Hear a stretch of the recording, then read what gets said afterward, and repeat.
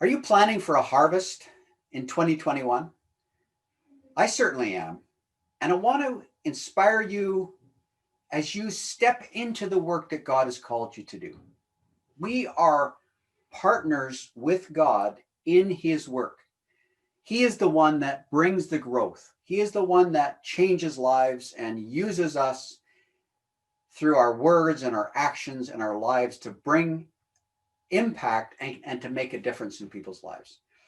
And I just want to walk you through these 3 steps that I walk through myself as I begin a year, as I prepare myself to step into the calling and the ministry and the work that God has called me to do.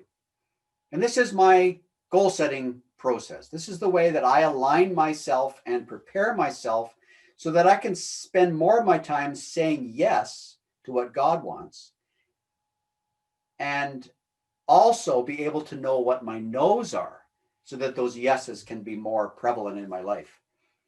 The 3 steps are: you need to find your why, you need to fixate on a few goals, and you need to form habits and take action. Let's look at those one at a time. First of all, in order to plan for a harvest, you need to find your why. You need to know the purpose for which God has placed you in the field where you are working.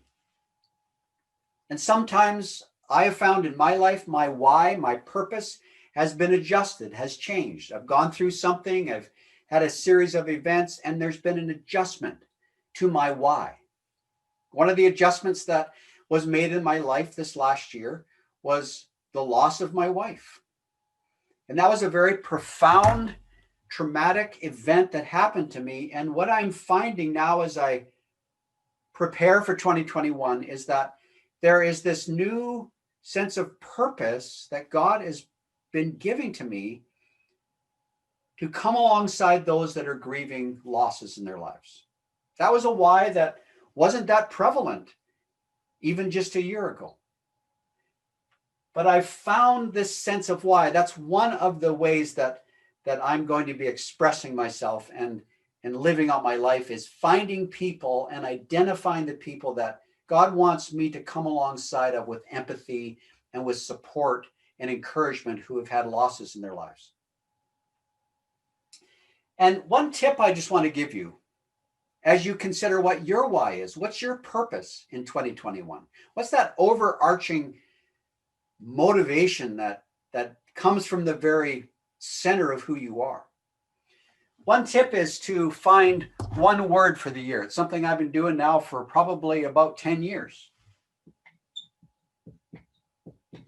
In 2020, my word happened to be stillness, which was the perfect year to have that word. With COVID and with my wife's illness, I needed that word. That was my posture. That was how I showed up. That was my why, is to practice stillness. And it transformed me from the inside out as I created those times of waiting and resting and trusting.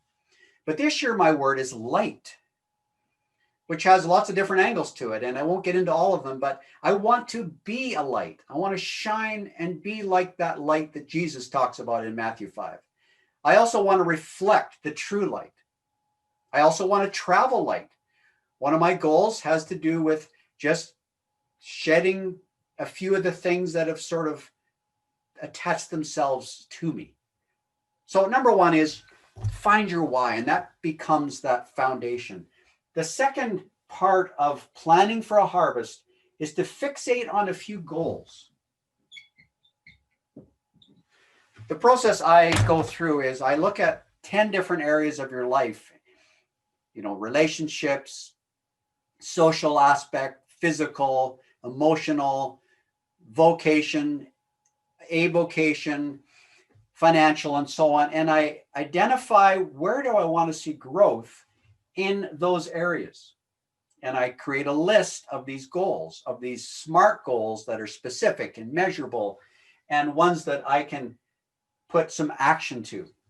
One tip that I want to give you is I find it a very helpful practice is to Set goals, yes, for the year, but then look at those goals and say, which goals am I going to go after this quarter? And to break it down into those 3-month chunks. Then at the end of the 3 months, kind of review how you're doing and readjust and launch into the next 3 months. It's been something I've found very helpful. And I think it's not only true for us as individuals, I think that's a good practice for congregations to help them have shorter range targets that they can put action to and create activities towards. So find your why. What's that one word for you this year that you're going to be able to describe as your theme?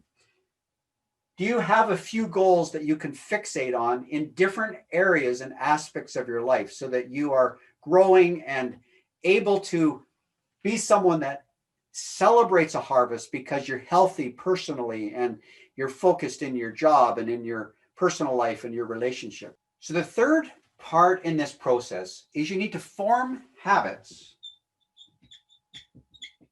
and take action. One thing I've learned from Michael Hyatt's goal setting approach is that it's important to have both habit goals and achievement goals. Because what happens is if you have an achievement goal, let's say you want to lose 20 pounds, but you don't create some type of a habit and make it automatic, it's unlikely that you're going to reach that achievement goal, or it's less likely. This is where the tip comes in. The tip is 43% of everything we do every day is automatic. So the more you can automate the actions and the activities that you want to produce in your life, the more likely you are to achieve whatever goal that you have. That's why New Year's resolutions, in my mind, don't work. It is a goal without a plan, and it's also a goal without a habit. So form habits and take action. You take these goals and you come up with, what's the habit that I need to create that's actually going to get me there? One of the things that I want to do is create resources. I want to create resources in the area of grief, as well as resources for the Transitional Leadership Network. The habit that I have written down in my list of goals is 500 words a day, 5 days a week.